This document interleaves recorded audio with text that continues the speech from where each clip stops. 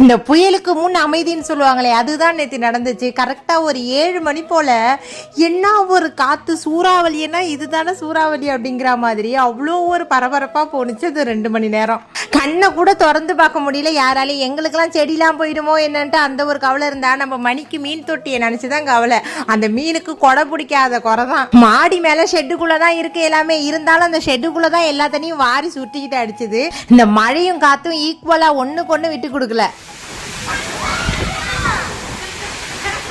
யார் வீட்லையும் இந்த அட்டகாசலாம் நடக்கல. தெருவே நிசப்தமாக கதவை பிடிச்சிட்டு போய் படுத்தாச்சு. இந்த வீட்டில் மட்டும்தான் கூத்து கும்மாளமா இருந்துச்சு. இந்த பசங்கள்லாம் இந்த ஒரு காற்று மழையை பார்த்தது கிடையாது. அதனால வெறும் ஆட்டமும் பாட்டமுமாக தான் இருந்துச்சு.